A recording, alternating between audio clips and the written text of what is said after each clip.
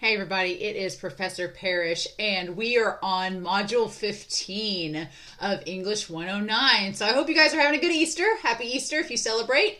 And so as of today, Module 14's assignments are due, if you've not submitted those yet. But I want to talk really briefly about Module 15, which is this next coming week. Now, you'll notice that Module 16 is also open. There is one assignment that is not published yet. This week, I'm going to be updating the final, well, not the final, but the 9th grammar review. So by next weekend, when you watch the next lecture video for Module 16, that will be updated and you guys will be able to do that. But if you get Module 15 completed and you want to work ahead, you are welcome to do the reading response and the discussion forum for Module 16. But make sure you get these 3 assignments done first. So with that being said, let's go ahead and talk about Module 15. So with Module 15, we are getting into argument. We're starting that assignment and getting into it. Your narration revisions, if you wanted to revise your 3rd paper, those are due via email this coming weekend on the 24th.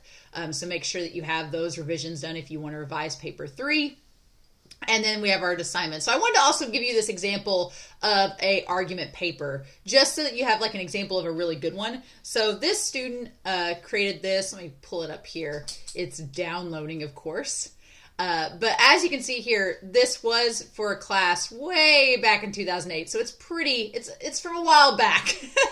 But this does show an argument about single parents, and about how they're arguing for single parents to have more rights. And there are a couple grammar edits, like you'll notice this punctuation, it should be inside the quotation marks instead of outside it. So there's a few little grammar errors you'll probably spot, and like they need a comma after unfortunately there. But overall, the way that they structure this paper, I really like. There are some grammar edits, and you'll probably notice them if you read through it.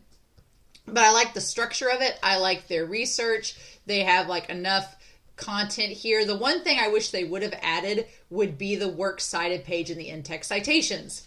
So I want to show you guys a complete but slightly flawed paper so that you can see kind of where the edits need to be changed at. Like they need to do a couple grammar edits, they need to have in-text citations, and they need to have a works cited page. So that would be my comments about this paper as a whole. Like I like the conclusion at the end. I like how they structure it. They organize their thoughts paragraph by paragraph. Every paragraph starts with an idea. It ends that idea before moving on to the next.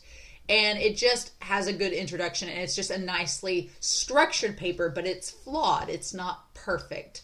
So I just wanted to give you guys that to just look at as a example and to go from there. But yeah, let's talk about the assignment. So for this week, we are looking at some different things, and some of you have already done the discussion forum, which is great. But for the topic for this argument, I wanted to take this John Oliver video. I really like this idea about throwing away food and food waste. I think it's something that, this video is from like 2016, so it's dated, but it's still a topic that is going on today. So I figured it's still good to bring up. And so I like John Oliver. I like his humor. And so in this video, I wanted to get a topic that's pretty much, no matter what affiliation you are, I think everybody in this class can have some kind of opinion about food waste and what to do about it. So after watching the video, I do have these 3 questions. What are some ways we can combat the issue that Oliver is talking about? You can use examples from the video. Considering where we're located at in this class, what problems kind of go with the solution suggested in the first answer? Like Oliver points out some solutions to the problem. Are those solutions ones that we can enact in our region, or are there complications with that? And I kind of want to know your opinions about it. And then finally, how does Oliver craft his argument through the video, and how can we connect it to our own writing? So if you view Oliver's video as kind of an argument paper, if this is all a transcript and written out, it would be kind of like an argument paper. How does it work? How does he craft his argument, and what can you take away from it in your own argument paper that you can kind of incorporate? So you have your discussion post and your 2 peer responses due by Sunday. I really think this video is interesting, and I like that it has some humor in it, so I'm curious to know your thoughts. So that would be the assignment for the discussion forum. And then the grammar review. The grammar review is pretty basic for this week. It's number 8 is just using apostrophes and parentheses. So for numbers 1 through 10, you'll write down the correct word with the apostrophe in the appropriate place. Sounds easy, but there are some tricky ones in this numbers 1 through 10. So I'm curious to know. Everybody did fantastic on the last grammar review. So kudos to y'all for getting those well versus good and using the appropriate words. Great job on those. Y'all did really good on that grammar review. So I'm hoping that with apostrophes, it'll be another easy assignment for you all. And then there are contractions. So you have like and, but, and or.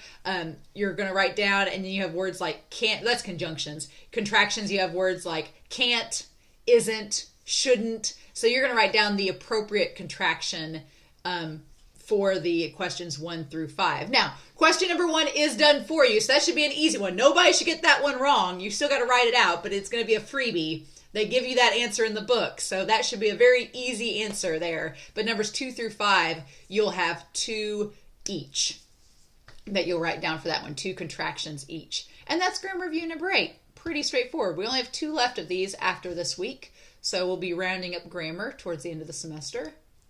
And then reading response number 2. So reading response number 2, I actually have, we're kind of going back and talking about sort of a compare and contrast here. But back in grad school, my grad school class, we had to read 2 books. We had to read Beautiful Boy and Tweak. Tweak is written by Nick Sheff, and Beautiful Boy is by David Sheff. It's a father and son. And Nick Sheff's whole thing in Tweak is that he writes about addiction. Like, Nick was addicted to meth. He was addicted to other drugs. He went through extensive stints in rehab. And one of the things that his therapist and his doctors asked him to do was to write about his experience as he's going through rehab. So if you've not read Tweak, it's a really good book. I highly recommend Tweak. It's very, very good. And then his father, David, was a reporter, and he wrote about his experience as a father trying to go help his son, and his story was Beautiful Boy. And in my grad class, we split the class in half, and half of us read Tweak first, and half of us read Beautiful Boy first, and then we switched, and we read the other story, and I read Tweak first, and it's really good. But it's interesting because both the father and son in this story are writing about their memories, and in both books, they recount some of the same scenes, but they're from each other's perspective, so it's different. So an incident that happens with Nick, from Nick's point of view, is very different than how David remembers it, how the father remembers it, and it's really interesting. But this video kind of talks about how addiction affects memory and how they recall things in different ways. And then there's an article by New Scientist that kind of talks about memory, and I think it's fascinating. I think the idea of memory is very interesting. And so I want you to check out that article. If you click on it, it will pop up the article there that you can read it, how 2 people recall the same event so differently. And that's kind of funny because we have some people in our class that for the narration papers wrote about the same event, but from different perspectives. So I thought this was a very fitting story for that. And then you click on the video and it'll take you to the YouTube video, and it kind of talks about that. So, but yeah. So in your response, I want you to answer these 3 questions. So question 1 is, Nick and David Sheff have differing but similar memories of each other and their state of being during Nick's teen to adulthood. How does the article on memory help explain this? Question 2 says, Nick's memory could be skewed due to his addiction, but David is only an outsider on Nick's life. How can we treat either Nick or David as a reliable narrator, going back to that video we watched a few weeks ago, and for telling Nick's experiences? Why or why not?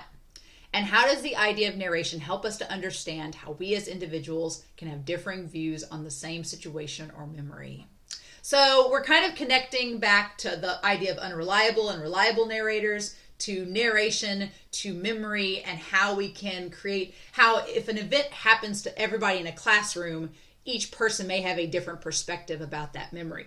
And it's fascinating, right? Because it's the same event, just we see it in different ways. And we focus on different things and we remember different things about it. So I'm very curious in your reading response to know your answer to these questions and what you guys will think of the topics that we're discussing.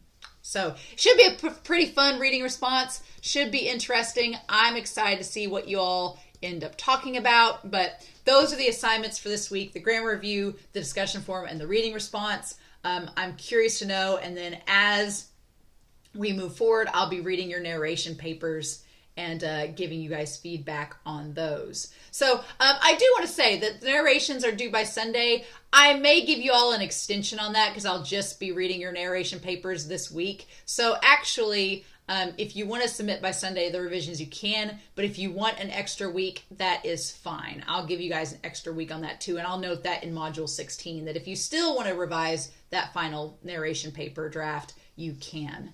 So as always, please let me know if you have any questions. I know you all, there's at least one high school that's on spring break this week that's in this class. I've sent you all an email just about assignments in general. But if you have any questions throughout the week, just please email me and let me know. And I'm happy to help answer those questions. So I hope you all have a wonderful weekend, a happy Easter, and I hope you guys stay safe, take care, and I'll see you all next week with Module 16 of English 109. Bye.